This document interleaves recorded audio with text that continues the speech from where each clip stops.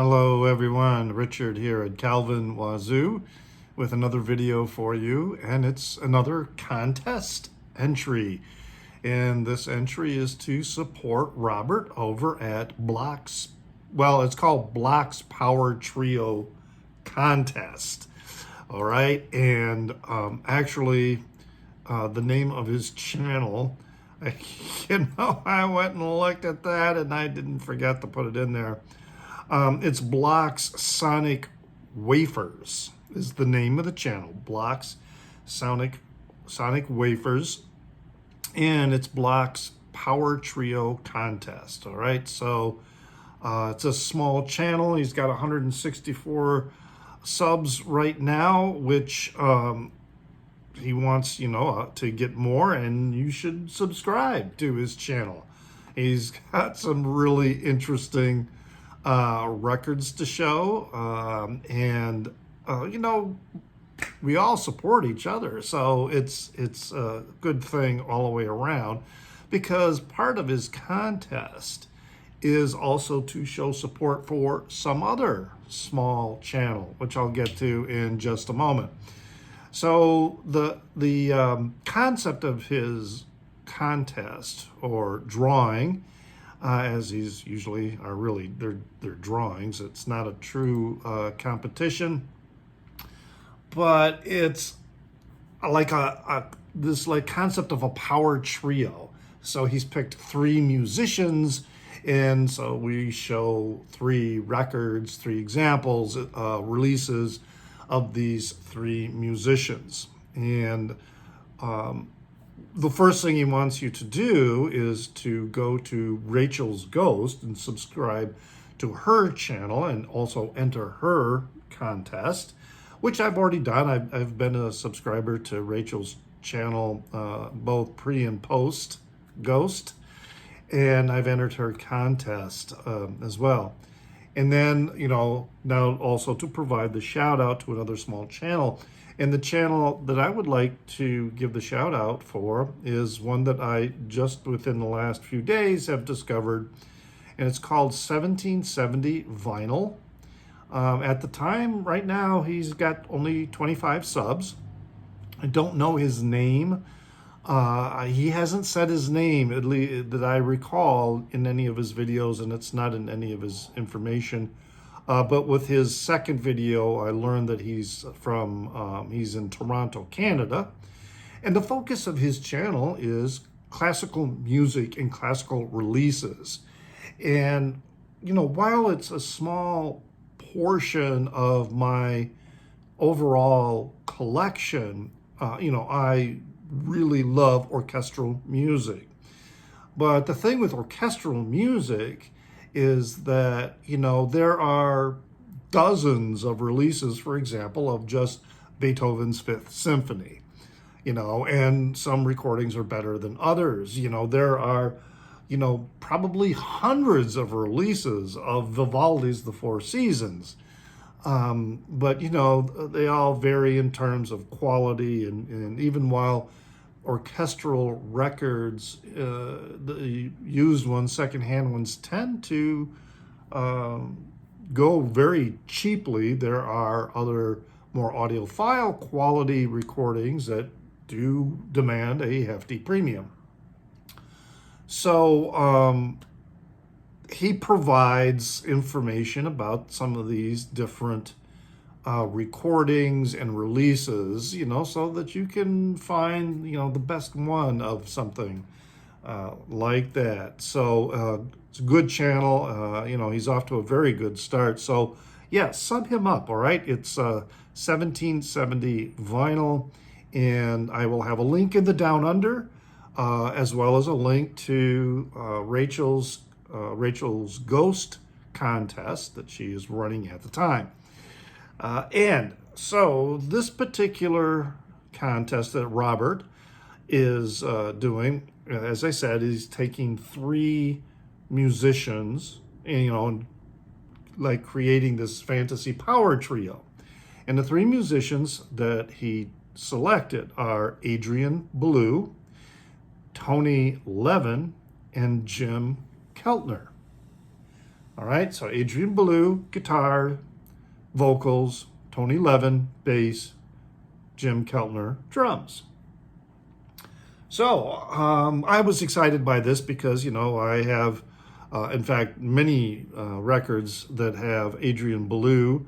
And then, I have some that have Tony Levin. And Jim Keltner, I was kind of like, oh, wow, I'm really not that familiar with his name.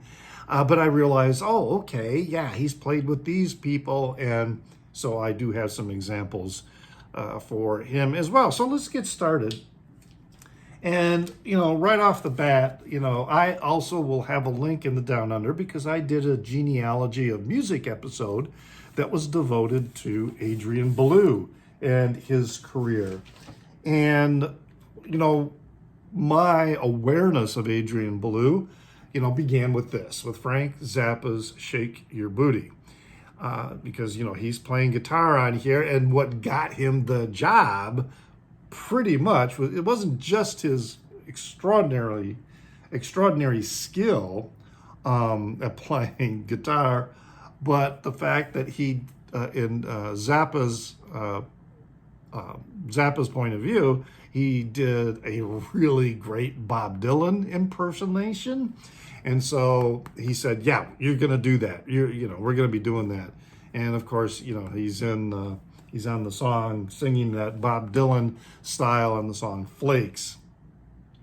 But Adrian has played with a lot of people. In fact, when I did my review video on Shake Your Booty, I mentioned how David Bowie kind of snapped Adrian Belew away from Frank Zappa. But, Belew has had also a career with other projects. One of them being this band called The Bears. All right, so I think they only had 2 releases, and I have them both. So The Bears, that includes Adrian Belew on guitars, Rob Fetters on guitar, and Bob Neiswanger on bass, and Chris Artiser on drums, at least on this particular record. So, yes, we got Adrian Belew in this band called The Bears. And then Adrian also had a solo career with many records. And so the one I'm showing is this one here, which is Lone Rhino. And so we've got, with this record, you got Adrian Belew on guitar, effects, drums, percussives, and lead vocals. Christy Bly on acoustic piano and vocals. William Jansen on alto, baritone, sax, and vocals. Jade Clifton Mayhew on bass, fretless bass guitar and vocals. And then Audie Belew, age 4, playing the acoustic piano on The Final Rhino, which is the closer of the record. So yeah, I've got a few of the Adrian Belew solo albums. Now, this one is kind of a crossover for the next person, and that's Tony Levin, because we have King Crimson Discipline, which has Adrian Belew and Tony Levin playing together on this. They were part of the trilogy of, let's see, there's Discipline, there's Beat, and then, and now I'm drawing a blank on what the third one is of that trilogy. Discipline, Beat, and wow, I can't remember. And I don't have that album to look it up. I thought I did, but and which, when you're listening to them, I really do think you hear Belew's influence on what King Crimson was doing on that time. So so you've got Adrian Belew and Robert Fripp, but then you got Tony Levin playing stick bass guitar and a support vocal, and of course Bill Bruford. So one there for Tony Levin. Now, Tony Levin was also pretty much Peter Gabriel's bassist of choice for his many of his recordings, particularly the first 3 recordings. You know, the Rain on the Car, the scratch covered album, you know, and the Face Melting album. So, you know, I got this one here. This was the debut for Peter Gabriel post Genesis. And of course, we've got Tony Levin playing bass and tuba, as well as leader of the Barbershop Quartet.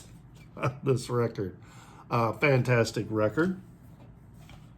And then, you know, another one that I got here is the record So, which was a very big release for Peter Gabriel, and Tony Levin plays bass on 2 of the songs on this particular record. Mine's a reissue.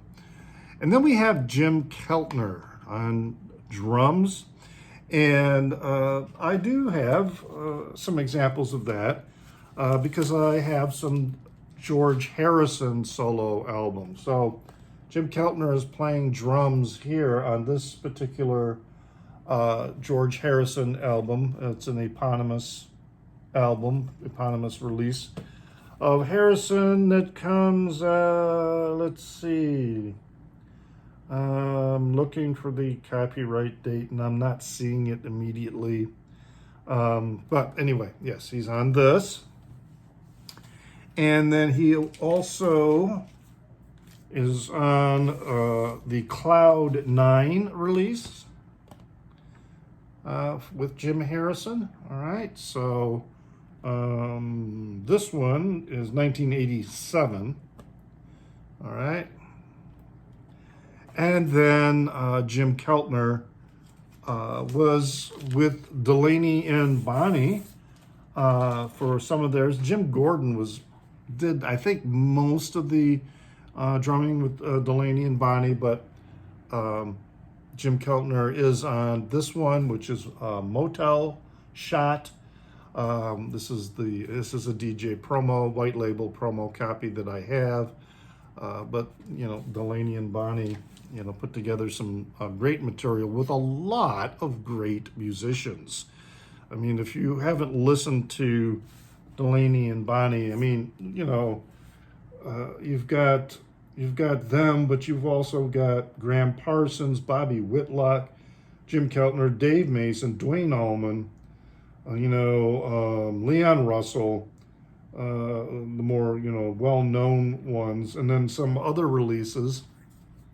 You know, Eric Clapton is playing with them as well. So those are the examples. Oh, there is another one here for Tony Levin I forgot to include. I wanted to include this one. It's the CD of King Crimson live at the Chicago Theater on June 28th, 2017. I was at this show, and wow, what an amazing show. And when I saw that there was a CD release of that show, well, of course I had to grab it. And it is an amazing, amazing recording of that show. Just absolutely, you know, absolutely brilliant. Let me see here. Well, here's Tony Levin, photo of him there. Let's see here if there's any other photos of him. That's easy. But yeah, there's the, you know, the band. You know, when I saw them in the Chicago Theater, wonderful show. I was sitting, I don't know, I might be in this photo.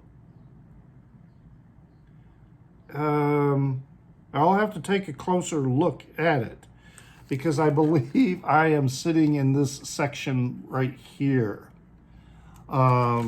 Yeah, I'll have to take a closer look at that and get a magnifying glass, or I might be just further off to the left, or right, excuse me, the right in the photo, so that I'm not visible. But anyway, yeah, I forgot I wanted to include that as well. So there we go. There, my entry. Of course, I am adding at the end of my videos also a book recommendation. I'm making that part of my videos now. And I've just, for a while, I was thinking, no, I'm not going to do that with the, my contest entries, but I am in this case.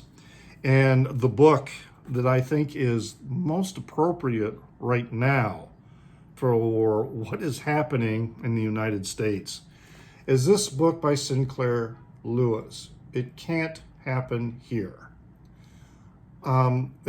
If you are living in another country and you are wondering what's going on in the United States, read this book, because despite the fact that this was written, at the time of the rise of the Nazis in Germany, it was published first in 1935. The premise of the book is what would happen in the United States if fascism took over. And what is described in this book is happening right now in the United States. So it's an important book to read. And of course, the title, It Can't Happen Here, there are a lot of people who say that we would never devolve into that in which our democracy falls apart. Well, folks, it's happening. And so reading this is very important because, believe it or not, since the turn of the 20th century, fascists have been a part of the Republican Party ever since then, since about the 19-teens, and several major industrialists in the United States at that time were fascist sympathizers. And in fact, prior to World War II, there was a significant part of the population that wanted to support Hitler because Hitler was good for business. So read this book. I strongly recommend it. And it's a fast read. All right, so there you have it. As I mentioned, I'll have a link in the down under to the other videos that I mentioned. Remember that you can find me on Instagram at newsdude76, NEWZDUDE76. And as always, remember to pray for the people inside your head, for they won't be there when you're dead.